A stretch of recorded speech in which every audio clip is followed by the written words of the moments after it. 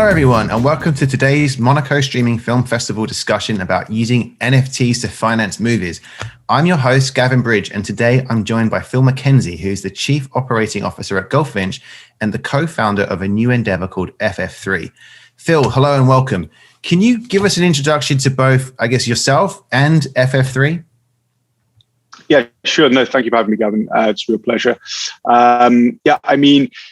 In Goldfinch, we are 8 years old as a company, established as a sort of leading indie financier, and also production house based out of London. Over the 8 years, we've raised and deployed, over 200 million into 300 plus projects. And on the production side, in the last couple of years, produced a number of genre films and documentaries.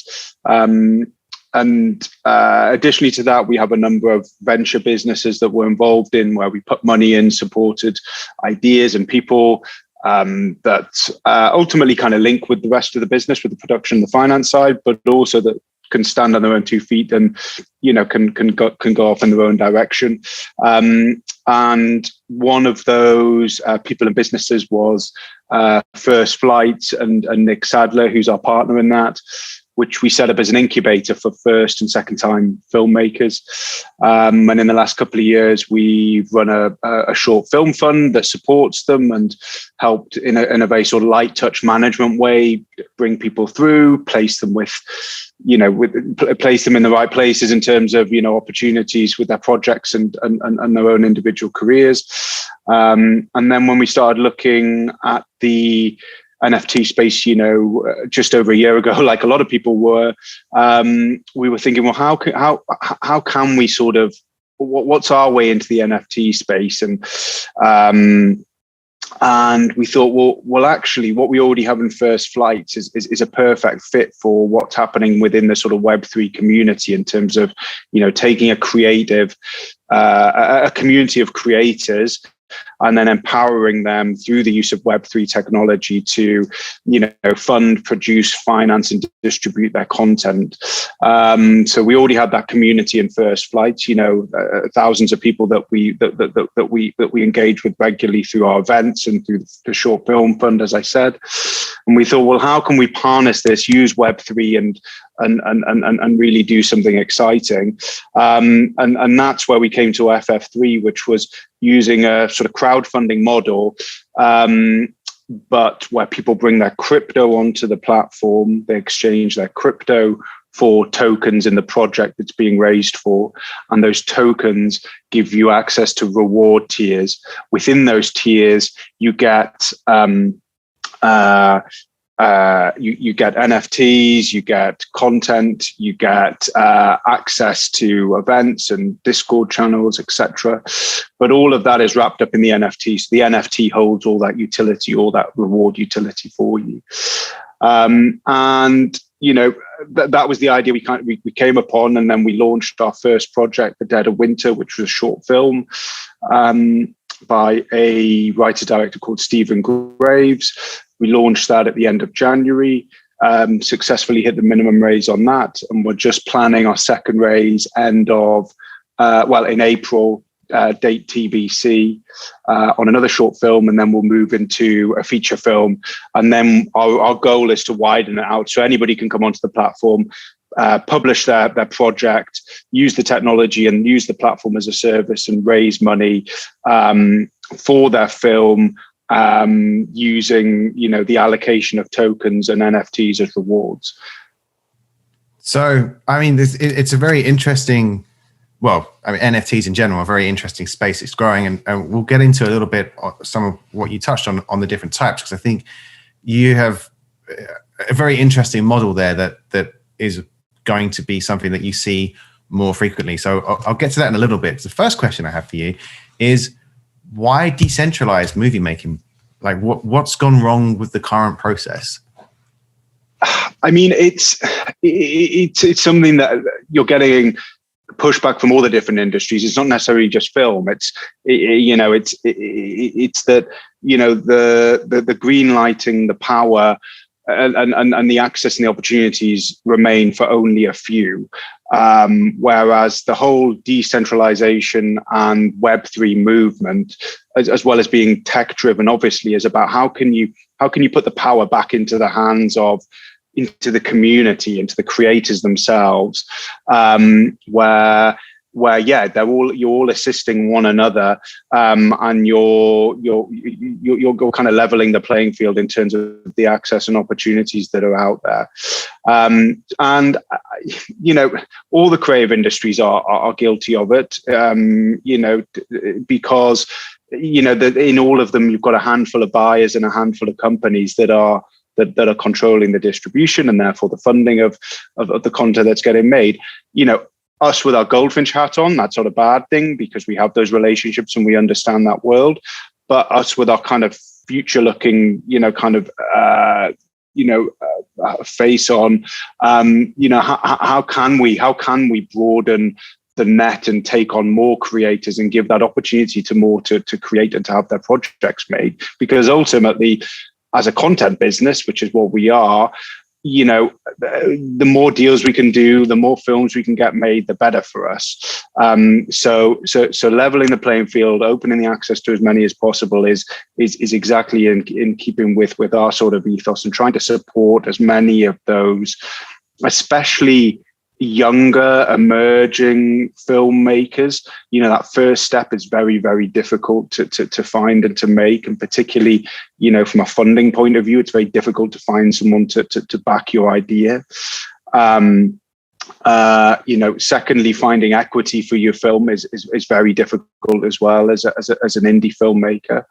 And then I'd say thirdly, holding on to the rights and being in control of the distribution of your project is also a concern and a difficulty for indie filmmakers. So they're the 3 points that we kind of honed in on as wanting to, the problems that we wanted to solve in embracing this sort of Web3 technology and with FF3.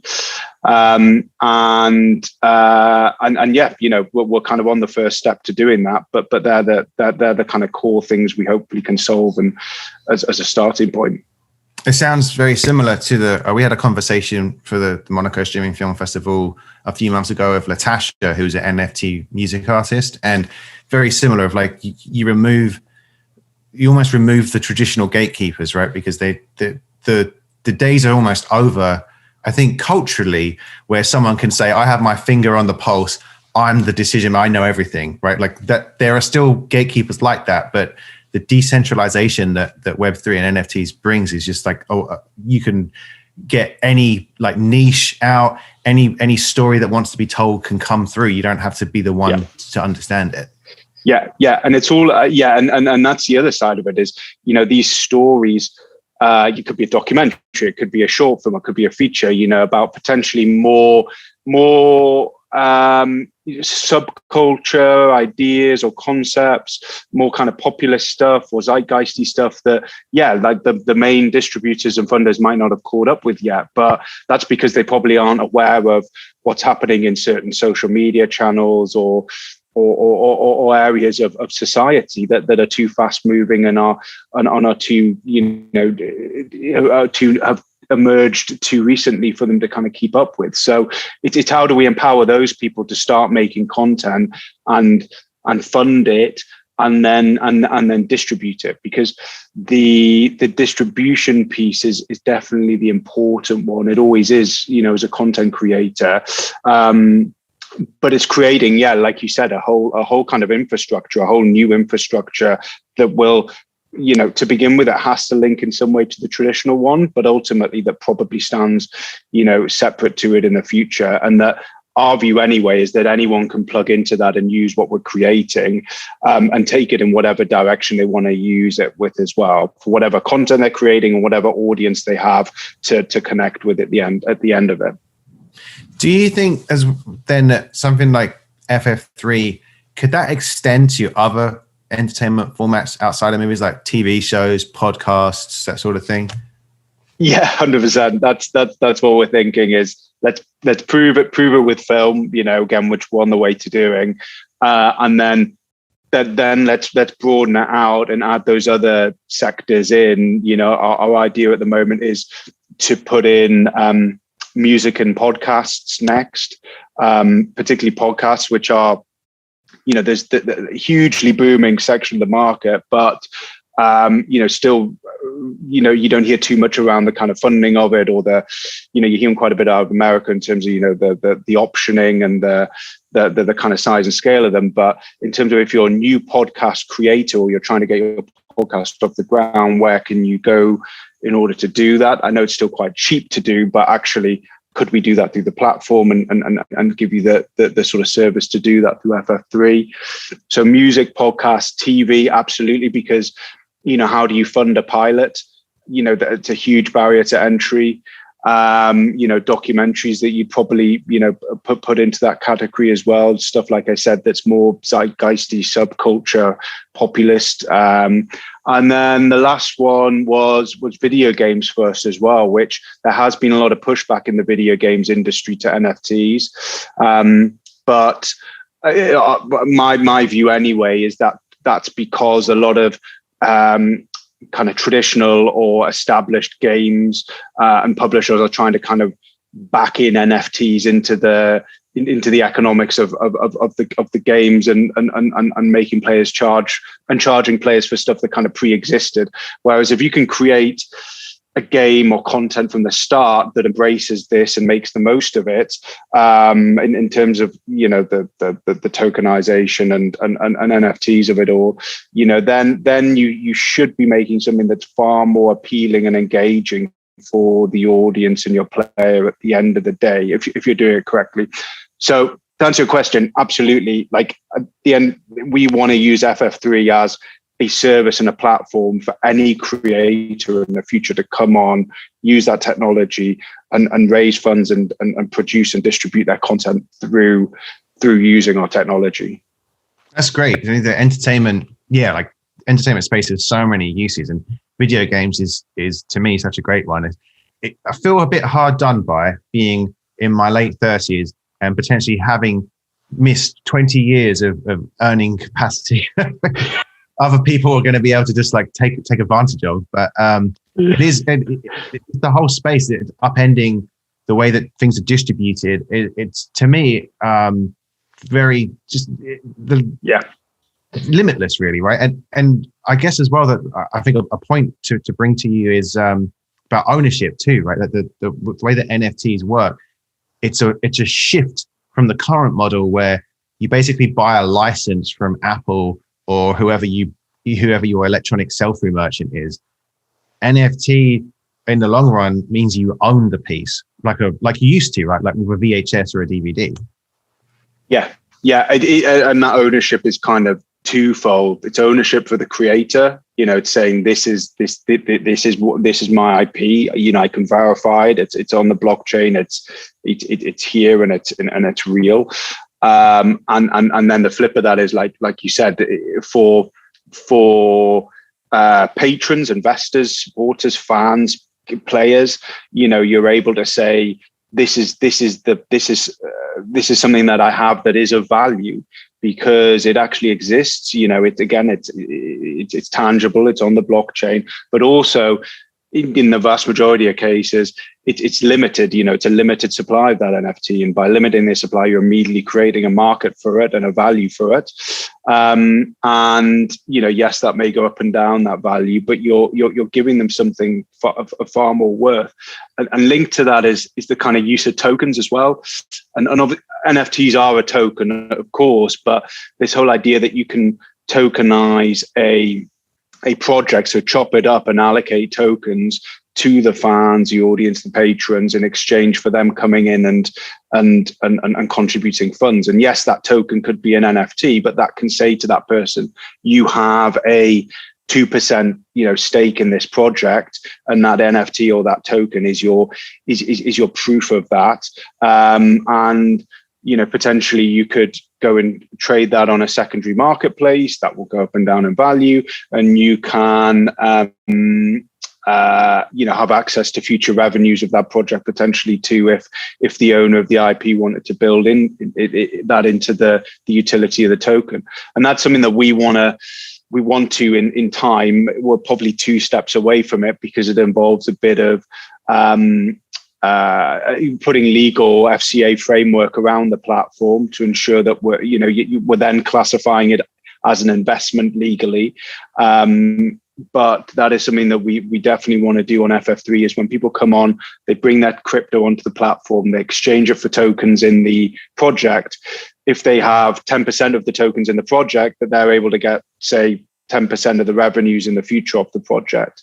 And so you have a transparent and established framework and structure using FF3 that investors and creators can both lean on and use in order to document this, the whole transaction as well, which again is something that's missing from entertainment as a whole, is a standardization of just an entire investment process, let alone the transparency of revenues and income coming back to everyone, and recouping in any sort of vaguely transparent way. Well, I suppose from the way you're describing it there, NFTs, the future of NFTs with movies and content really means that ownership squabbles in the courts can't really happen, because it's going to be very documented, right? Like, I own this stake of this. It's not like someone goes, well, I have a different piece of paper that says I have it. Like, I think there's going to be, you're totally right, but I think there's going to be probably a year or so of everyone transitioning into that, or probably more than a year. There's going to be a few years, like you're seeing with the high profile stuff that's coming out, like Tarantino, the lawyers are going to do very well out of the next few years. All of my law friends, I'm telling to, make sure you read up on your Web3 and get involved, because there's going to be a lot of just clarification around who owns that IP and who owns the rights to this new area on previous projects, and how do you work it into contracts and law going forward as well, which makes it super exciting if you can be at the forefront of that and understand it and work it to your advantage, which as a creator, I'd encourage everyone to get out there and make sure that you're kind of diving into this space and getting as educated as possible, as quickly as possible, because for all the reasons that we're discussing, it can really empower you and help you with your journey as a filmmaker and your ability to raise funds and build an audience around the content you're creating. Well, let's talk about one of the benefits of NFTs. And so I think that the royalty system that smart contract sets really should act as an incentive to anyone looking to create a movie and use someone like FF3 to do that, because a smart contract being that you set within the NFT itself, right? Like you get 10% of every sell-on, for instance, that ever happens. So your royalties always do go back to you. There's no more hunting. There's no more middleman. It's in theory, a much cleaner setup than currently exists. Absolutely, yeah. It's all built into the smart contract and on the blockchain. So it's exactly how you described. Like it's all programmed in there. So it should, in theory, flow back to exactly who it should do. According to those smart contracts. And you can build all sorts of things into it. Again, as you kind of alluded to, in terms of the shares of the revenues coming back, but also or from an NFT point of view, the resale value of that NFT and what you're due in relation to that, and it just depends how complicated you want those contracts to be. But you could write anything you want to in theory into them that can be adhered to using Web3, blockchain, and smart contract distribution. What would you say are the other benefits to using NFTs in Web3 for a creator? Is there one that like springs to mind? You like in terms of education, I guess, like to follow that theme. What is like the key thing you think people should know? Yeah, I think it's making sure that you have complete control over, or as complete as you can have, your IP. It's about establishing this is my IP, and here is the fundamental proof of that. Secondly, it's about being able to engage in a far more meaningful way with your audience and your investors and your fans, to say, here's something, as we said before, here's something of worth. It's not just a baseball cap that we've printed 1,000 of, and you'll get for, chucking 100 quid into this Kickstarter. This is a meaningful piece of artwork that has, an underlying share of the property and the project attached to it, or it establishes access to something that has real exclusivity, or you're invited along to the premiere online, or something that has that far more deeper and accountable connection to the between the filmmaker and their audience. And then I think the third thing, which is just starting to gather sort of momentum and pace, is just, it's a whole new way of distributing stuff as well, that just embraces technology. And there's things that are coming out that you're like, why have we not done this in the last 5 or 10 years of how we can, release our content and have the audience consume it as well.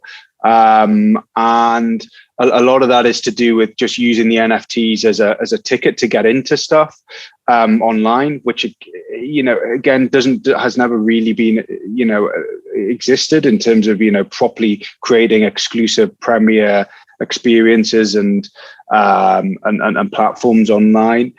And I think, as we're talking about before, it's just having that transparency and that goes with smart contracts and blockchain, but that links it between it all, really. So yeah, I'd say those things off the top of my head, but there's a hell of a lot of other things as well, that depending on the sort of creator you are, you can really kind of hone in on. Like, you're seeing some very very kind of festival or to more artistic films come out with limited edition, kind of print runs of the art involved in it as well. So they're bringing in, 10 different artists to design different print runs of concept art around the film and auctioning that off as NFTs. So there's all sorts of kind of ideas that are starting to bubble up and will continue as people's understanding of what's possible evolves, the more people kind of embrace the technology. You raise a really interesting comparison that I hadn't thought of before, but it's very true, of Kickstarter, right? Like, I guess being the more analog sort of version prior to NFTs, and you don't really want to, you're right, like there's a lot more to it than that. But I think if you're trying to explain sometimes some of the ways that an NFT works, that might actually be a good starting point of like, it's like a evolution of Kickstarter.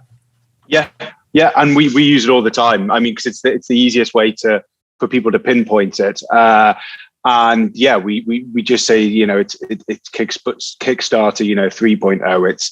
It's the Web3 crypto crowdfunding platform. And yes, it is dumbing it down somewhat, but as long as people get their head around it and they're able to say, oh, I kind of get that now, that works for us. And the biggest thing is saying, yes, it's crypto crowdfunding, it's Kickstarter 3.0, but when you start to talk about the levels of cash that's locked up in crypto, that is kind of being cycled around crypto projects and NFT projects, is absolutely, I mean, it was 2.5 trillion, a few months ago. It has dived a bit, especially with what's happening in the world at the moment.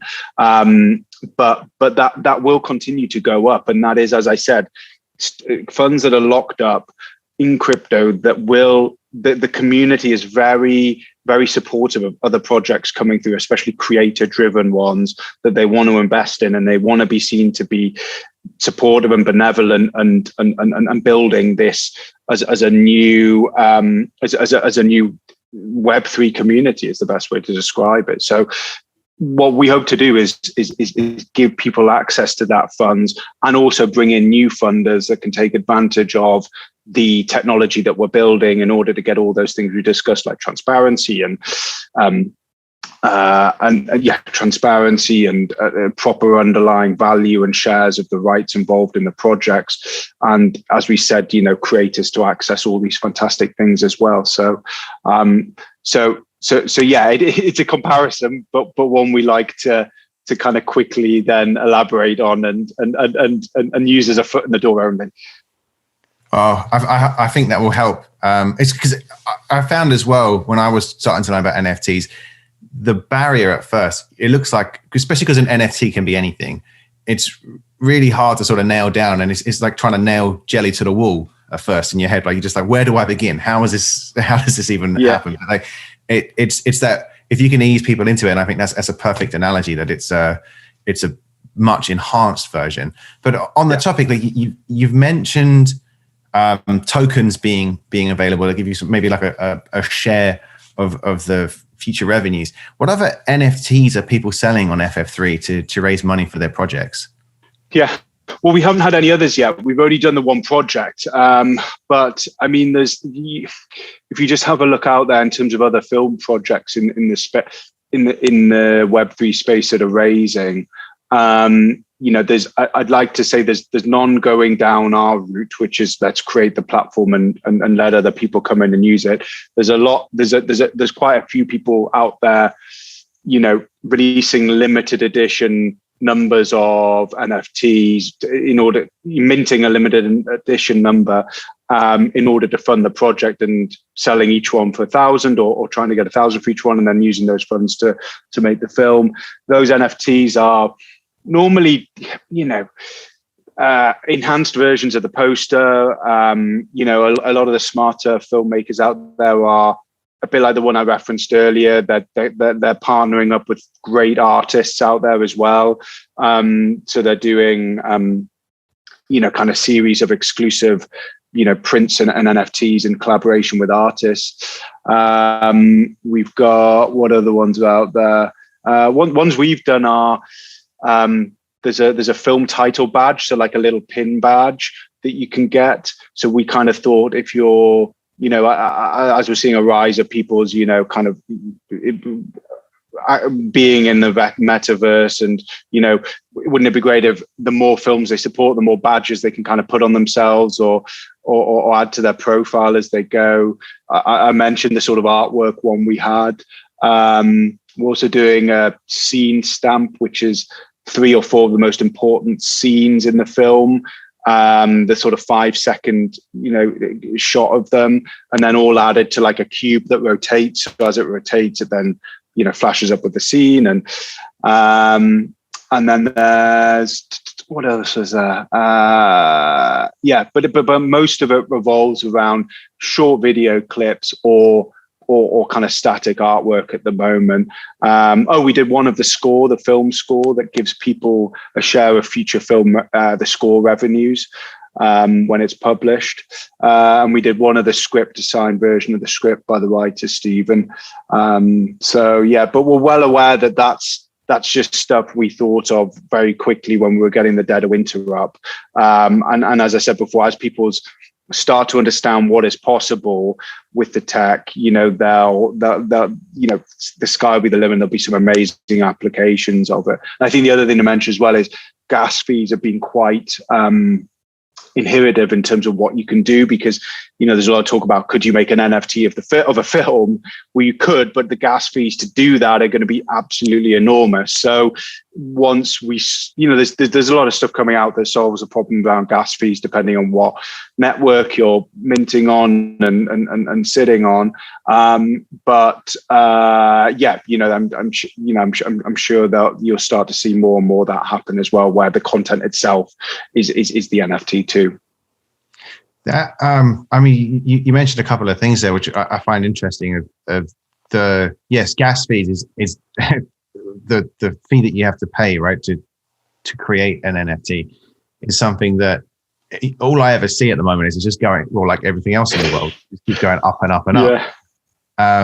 Which hopefully people will find an alternative to, because I think that could kind of act as about like if you're an ordinary person, you're trying to do something, you may not have that extra money lying around to kind of create, to push your idea into being an NFT. So is that how something like FF3 sort of helps, because you're raising capital first? Yeah, it's excuse me. Yeah, the way we've worked around it is, particularly on the Ethereum network, that's where people are getting stung with high gas fees, where it's costing you almost the same in gas fees to do a transaction, if you kind of swapping money around and or buying stuff, which is crazy. But what we built FF3 on is Polygon, the Polygon network, which sits on top of Ethereum, which has very low gas fees. Is what it's kind of set out to do. So it'll be a few cents in the dollar to do a transaction, rather than tens of dollars to do a transaction. That has gone up, with everything going on at the moment, but it'll still remain relatively low. And with that goes a lower carbon footprint, a hugely lower carbon footprint, which was always a concern of ours from the start. Was we want to just be aware of that. And a lot of creators we've been working with and talking with, that's a key thing, that they want to make sure that they're not, kind of destroying the planet by embracing all this great tech. So Polygon, there's other ones out there as well in terms of other kind of layer 2 networks that have lower fees, but that's just the one we chose because of that. And it's really flexible, and the functionality for developers is really fantastic too. Yeah, I did a webinar for Variety not so long ago. We had someone from the UN sustainability group on it, and some other different NFT idea people, and it was all about sustainability and the difference in like the proof of stake versus proof of work blockchains, and how I calculated that. Yeah. Did you hear? Interesting fact. Last year, the total electricity consumption of the top 3 coins, Dogecoin, which was really minimal, Ethereum, and blockchain, used more electricity than the UK.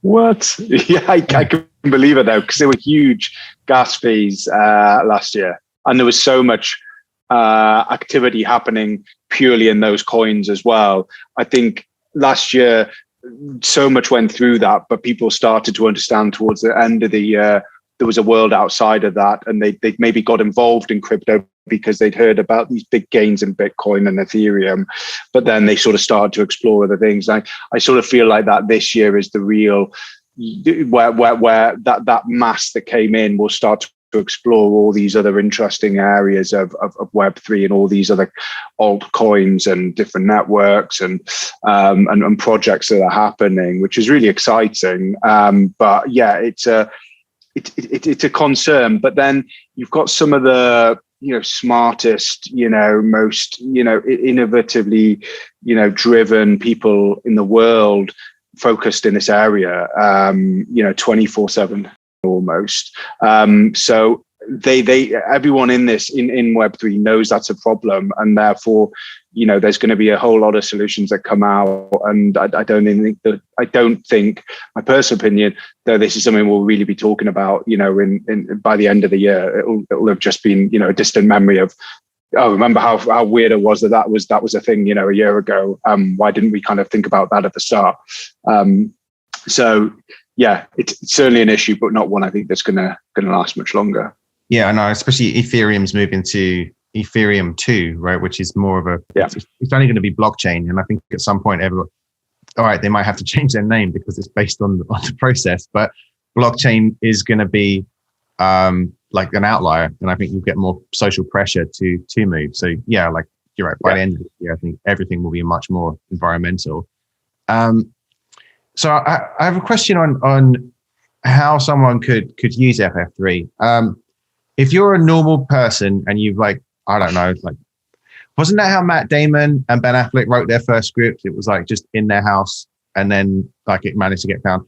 Could you use FF3 if you were like that diamond in the rough? Is FF3 a way to get your idea seen, or is it more for people who are sort of, they've got a bit of work done and it's more than just a script? Or is it both and more? Yeah, both and more. I'd like us to say. I mean, what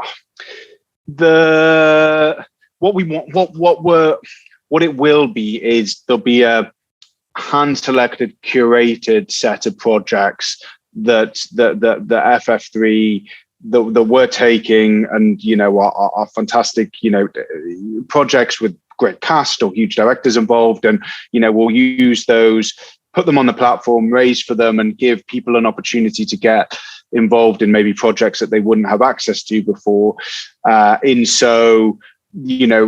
Achieving one of the things, solving one of the problems that we certainly thought there was when we started this, which was just giving people access to filmmakers and projects, that they didn't have previously, to be involved with as a fan, as an audience member. But what we also want to do, as I said, is open it up to let as many people in as possible to raise for their projects. And within that, there will still be an element of, as a filmmaker, you need to build an audience and a fan base and an investor pool to some extent. We're not saying that we're going to go out there and do all that for you. We're obviously going to be building the profile of the platform and building our database of patrons and people that want to come and support the creative industries financially, as well as our database of creators that want to list their projects. We're also going to give the filmmakers who come on access to a lot of resources that we're creating in terms of, how do you market your raise, and how do you set up the right kind of reward system for afterwards, and what's the most appealing NFTs, and how do you tier it. So we'll give people access to as many materials to help them list successfully and achieve their aim in raising funds for their project. And I think, we sort of discussed this quite a bit internally. I think we will still be a little bit hands-on in those ones that come on and raise themselves and use it as a service, just because we want to make sure as much as we can, they're all successful and they all get to their target and they all get into production and they're the best possible projects they can be. And this kind of goes back to the ethos of First Flight and then Goldfinch as well, is, we want to help these people get to that first film, their second film, or whatever that kind of next step is for them. And what we definitely know is that it's never as easy as just getting to that one next stage. It's such a huge task to make a film as a producer or as a director, and so hopefully we can provide a little bit of support throughout that, whilst they list through the FF3 platform. So yeah, hopefully that kind of answers your question in terms of, we'll do as much hand-holding as we can whilst also letting them stand on their own 2 feet and kind of do it for themselves as well, which we think is a really vital bit of that sort of learning curve as a filmmaker too. Yeah, because you ultimately, if you're your first run, you want to be able to kind of keep going and not have to rely. You'd hope the knowledge would grow. I would say it sounds like an amazing idea and a great platform.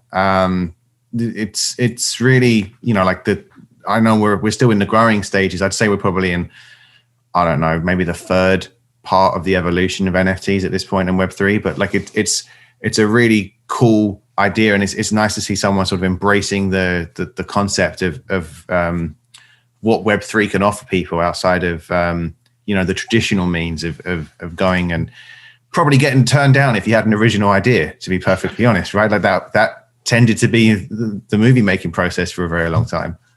Yeah, and well, thank you for that. That's very kind of you say so. And our thing was, let's just get in and start to see what we can do. And we've got this vision of what it can be. We're one step closer to that, and the reaction and feedback we've had is really strong. We've still got a lot of work to do, but we think it's definitely possible what we set out in terms of those steps of what we need to do to the platform and where we go next with the raises and the projects we bring on board.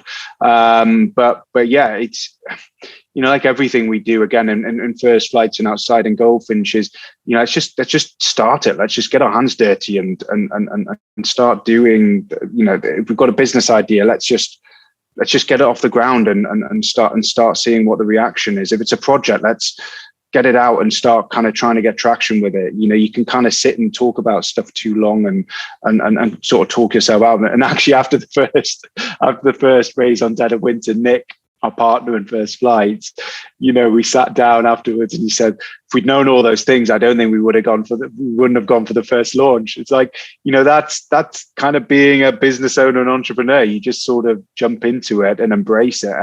But I would say the Web3 world and like community, is all about that. Everyone's very supportive, everyone's very helpful, really talkative.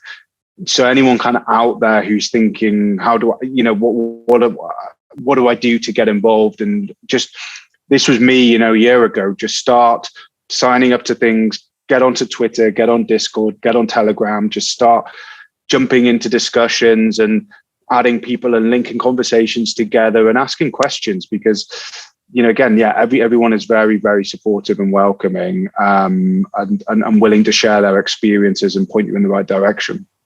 Oh yeah, I know. I found that too. Like the sense of the community is really nice, and I've come across different people who have, they put that forward too. So it's good because sometimes you hear it and it's just a buzzword, but I feel like at the moment there is this great kind of community is the best word for it, but it's real. I know, I've used it about 1,000 times in this chat. But it's really the exact opposite of the film industry, kind of traditional film industry, where it's very to get in front of the right people. I suppose any industry, very difficult to get in front of the decision makers, and get time and get their feedback on things, or just get any response at all. Whereas to be a breath of fresh air in Web3, where everyone you can end up talking to the most insane people with insane profiles within the sector, and that are doing these huge projects, and maybe that'll change over time. We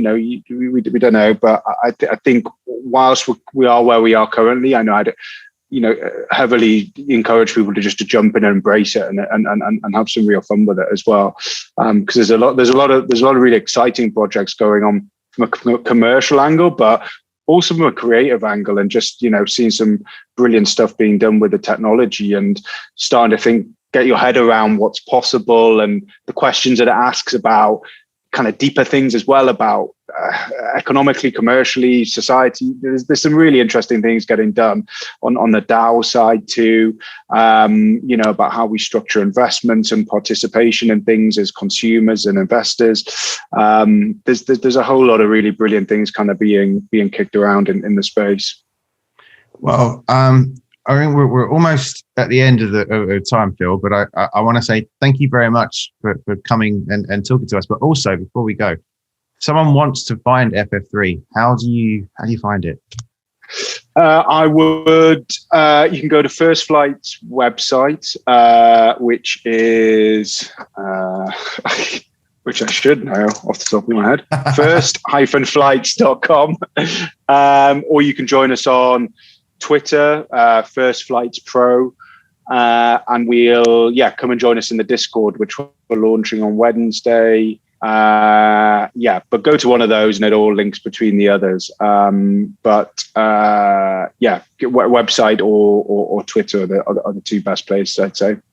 Cool. All right. Well, thank you very much again. I wish you all the luck with FF3, and let's see what the future brings. Good luck. Thanks, Gavin. Thanks for having me. Okay. Bye. Bye.